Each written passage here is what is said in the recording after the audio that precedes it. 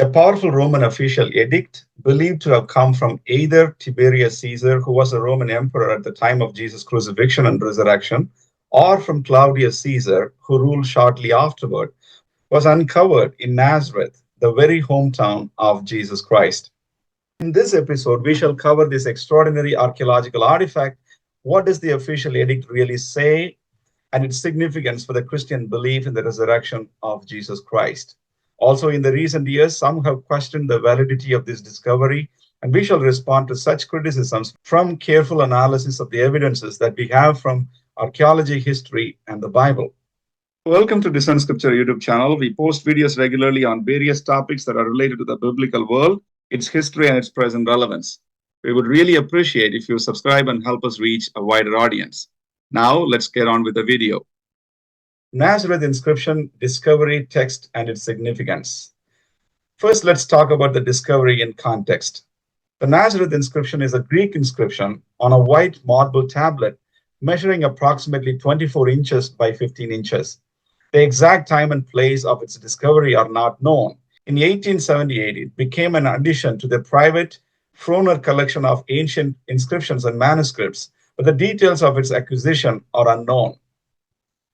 Frohner's inventory of this inscription simply states, this marble was sent from Nazareth in 1878.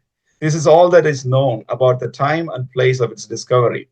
Frohner did make a Greek minuscule transcription of the original Greek uncial version of the Nazareth inscription. He never published his transcriptions, and the contents of the Nazareth inscription remained unknown to the scholarly world for more than 50 years. In 1925, the Frohner collection was acquired by Paris National Library, where the Nazareth inscription was rediscovered by other scholars. A scholar named Rastovtsov told his friend, the French scholar M. Franz Cumont, about this inscription in the Paris National Library. With the encouragement of Rastovtsov, Cumont published a Greek transcription and translation of the Nazareth inscription with a commentary in 1930 in a French journal. The Nazareth inscription took the scholarly world by storm because, as it will be seen, it can be read as the imperial edict against the apostles stealing Christ's body from his tomb and faking his resurrection. It is also very similar to the Jewish high priestly version of the resurrection of Christ as found in Matthew chapter 28, verses 11 to 15. In other words, his disciples stole his body from the tomb and faked his resurrection. Cumont's publication of the Nazareth inscription led to a snowstorm of scholarly articles. More than 20 were published by the end of 1932. None of these early articles questioned the authenticity of the Nazareth inscription. It is highly unlikely that it is a forgery. The Greek text of this inscription and its historical connection provide strong support for its authenticity. However, its interpretation and possible connection to the story of resurrection of Christ are still hotly debated today. Now let's go over the text of the inscription. This edict, better known as the Nazareth inscription, was engraved in a marble stone with the following words. Edict of Caesar. It is my desire that graves and tombs remain sealed for the benefit of those who have made them and for their children, family members, and their religion. If, however, anyone accuses that another has either destroyed them, removed the buried, or with ill intent has taken them to other places in order to wrong them, or has removed the sealing on other stones, I order that person be brought to trial.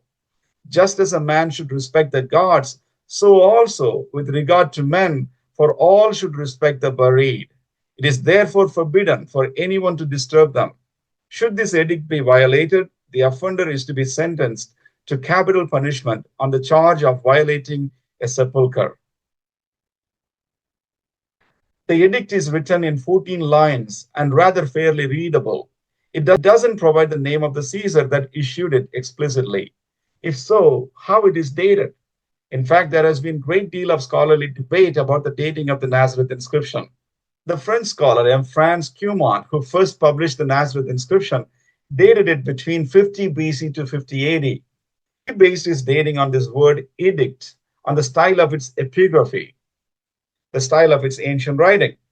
Most scholars today usually date it during this period. One American scholar, Frank E. Brown of Yale University, he dated it to 132 to 135 AD. His dating is far off and not being accepted by mainstream scholarship. M.P. Charlesworth, in his book Documents Illustrating the Reigns of Claudius and Nero, lists that Nazareth inscription as one issued by Claudius. I also think it is most likely the case. There are several textual evidences and historical synchronisms strongly support dating the Nazareth inscription to the early reign of the Emperor Claudius, which is between 41 to 54 AD, and most likely to the very year of AD 41. Now, what is the relationship of this inscription to the resurrection of Jesus Christ? Now, let's talk about the significance of this inscription for Christians. Now, at the outset, let me make an important observation here. The common punishment for tomb robbery during the Roman era did not include death penalty. Generally, under the Roman law, tomb breaking or robbing was treated as a matter of civil suit by the family of the person buried in the violated tomb. Civil fines and not death penalty could also be imposed on tomb violators, as is seen in the Theodosian Code 9.17-1-6. Also, Emperor Justinian's Digest, section 47.12.3.7, also imposes the death penalty on anyone who robs dead bodies by armed force. There is no reference in all of Roman law to the death penalty being imposed for breaking into a tomb and removing the dead body, with the exception of Nazareth inscription. And Nazareth inscription has absolutely nothing to say about the robbery of tombs or the use of armed force in such an attempt. So if it is not about robbery of tombs or the use of armed force to remove the dead bodies, what is it actually about? Why was capital punishment recommended in this case? Well, here is the answer. The inscription seems to be the Roman emperor's response to a request from Jewish leaders to prevent grave robbing and removing of seals placed on burial stones. Evidently, some major event must have occurred involving an authorized opening of a tomb that really ticked off the Jewish and Roman leadership. The question is why the Romans would care if a Jewish grave was violated. Why would they threaten the death penalty for such an offense? And why would the edict be placed in Nazareth, the hometown of Jesus? The answer can be found in the Gospel of Matthew, who gives an account of the resurrection of the Jesus of Nazareth. On the next day, which followed the day of preparation, the chief priests and Pharisees gathered together to Pilate, Roman procurator of Judea, saying, "Sir, we remember, while he was still alive, how that deceiver said, 'After 3 days I will rise.' Therefore command that the tomb be made secure until the 3rd day, lest his disciples come by night and steal him away and say to the people, 'He has risen from the dead.' So the last deception will be worse than the first." Pilate said to them, "You have the guard. Go your way. Make it as secure as you know how." So they went and made the tomb secure, sealing the stone and setting the guard. Now after Sabbath, as the first day of the week began to dawn, Mary Magdalene and the other Mary came to see the tomb. And behold, there was a great earthquake. For an angel of the Lord descended from heaven and came and rolled back the stone from the door and sat on it. His countenance was like lightning and his clothing as white as snow. And the gods shook for fear of him and became like dead men. But the angel answered and said to the women, "Do not be afraid, for I know that you seek Jesus who was crucified. He is not here, for he is risen, as he said. Come see the place where the Lord lay, and go quickly and tell his disciples that he is risen from the dead, and indeed he is going before you into Galilee. There you will see him. Behold, I have told you." So they went out quickly from the tomb with fear and great joy and ran to bring his disciples word.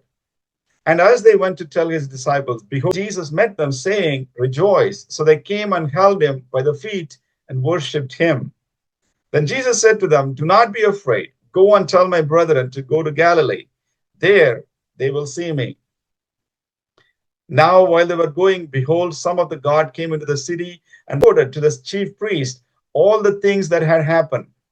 When they had assembled with the elders and consulted together, they gave a large sum of money to the soldiers, saying, "Tell them, his disciples came at night and stole him away while we slept.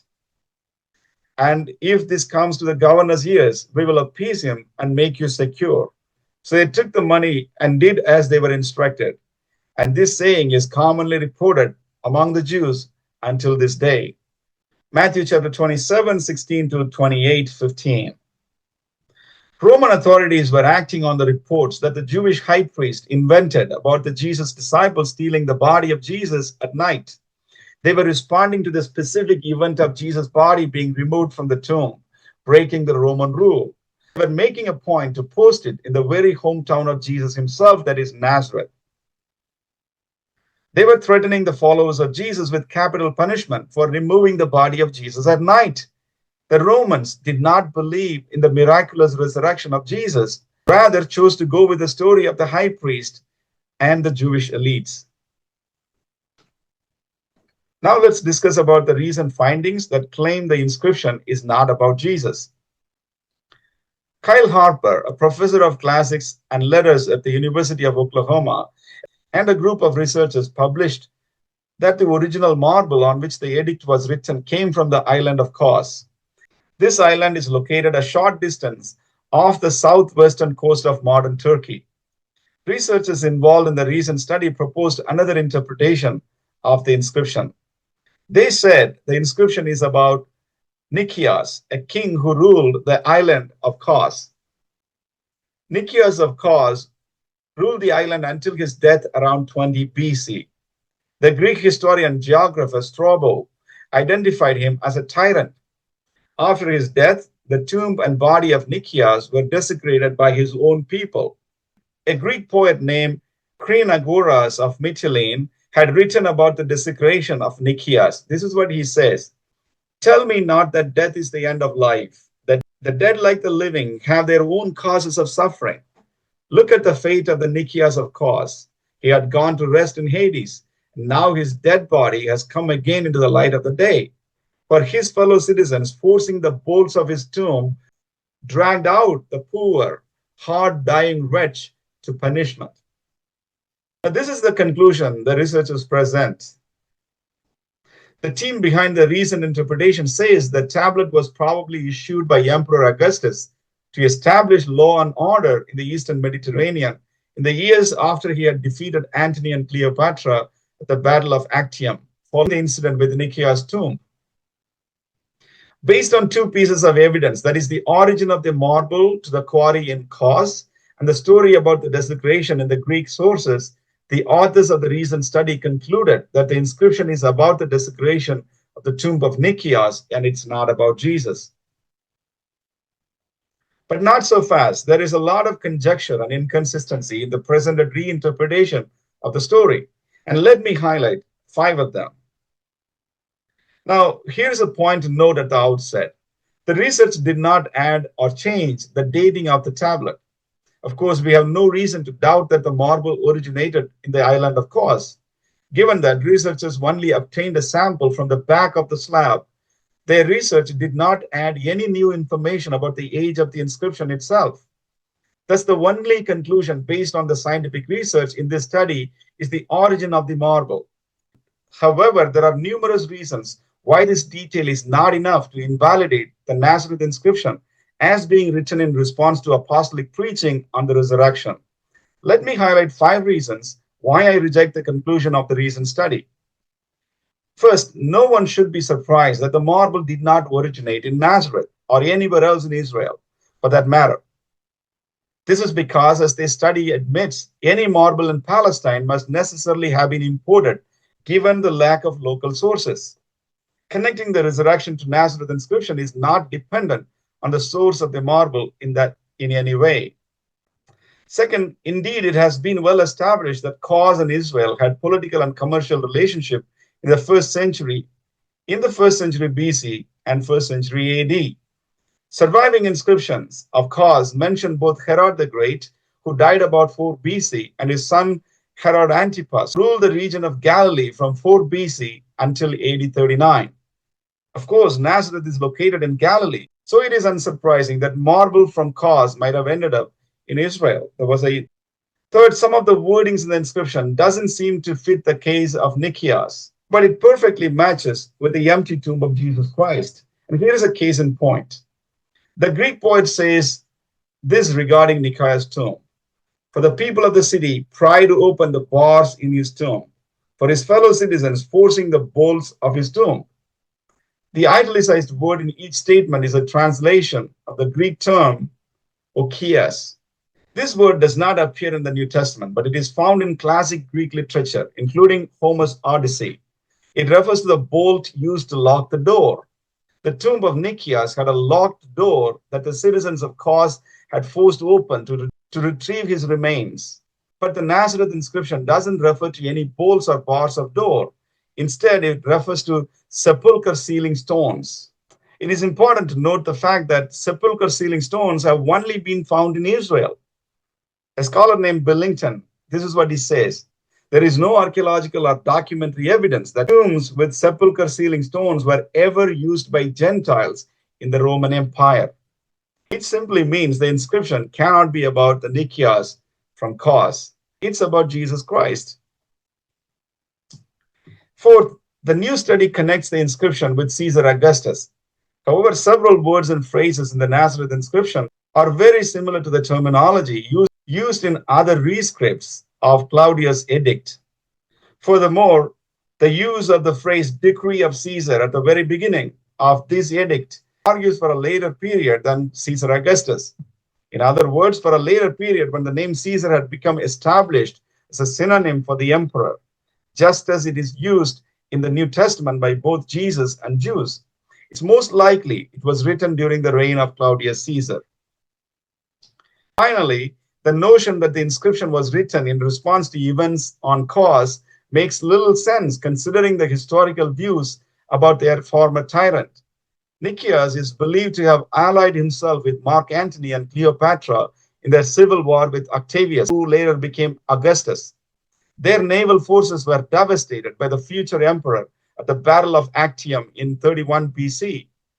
If Nikias was an ally of Antony and Cleopatra, then why would Augustus care about what happened to the corpse of one of his enemies? If he had heard about the body being desecrated, it seems that he may have been pleased by the news rather than issuing such a decree. The claim by Harper's team that it reflects the efforts of the first emperor, Augustus, to establish law and order in the Eastern Mediterranean in the years after he had defeated Antony and Cleopatra at the Battle of Actium seems to be quite a stretch and impossible to establish on firm historical grounds. It is simply a conjecture with no historical basis. Now, here is my closing reflection. The Nazareth inscription is a stunning piece of evidence for the resurrection of Jesus Christ. The recent study by scholars have shown where the marble originated, but their narrative to connect it with the tyrant of Kos, Nikias, is simply impossible to establish. God's word provides us with infallible, spirit-inspired testimony that Jesus Christ rose from the dead and showed himself alive by many infallible proofs, according to Acts chapter 1, verse 3. The Christian faith in resurrection does not depend on whether a marble tablet presumably found in Nazareth was truly written in response to claims about Jesus' resurrection. Countless millions have believed in Lord's sacrificial death, burial, and resurrection without ever hearing this edict. Archaeological evidences like the Nazareth inscription strengthens our established belief in the resurrection of Jesus further. Jesus broke the Roman seal, rose on the third day according to the scripture, defeating death and unjust rulings of Jewish elders, Roman authority. God's kingdom triumphed over the might of Rome. Jesus conquered death and the grave. His tomb remains empty for the last 2,000 years. His resurrection is our hope. Jesus said this, "Do not marvel at this, for the hour comes in which all that are in the tombs will hear his voice and will come out. Those who have done good to the resurrection of life, and those who have done evil to the resurrection of judgment." In John chapter 5, verses 28 and 29. Right before raising Lazarus, this is what Jesus said to Mary. I am the resurrection and the life. He who believes in me, though he die, yet shall he live. And whoever lives and believes in me shall never die. John chapter 11, verses 25 and 26. Yes, because he lives, we also live. May this resurrection hope continue to inspire us to fix our eyes on our risen Savior and live in the light of eternity for the glory of God. Thank you for watching this video. If you haven't subscribed to the channel, please do subscribe and support our channel. Click on the bell icon so that you can get notification whenever we post a new video. Also, leave your thoughts and comments in the comment section below. God bless you all. Shalom.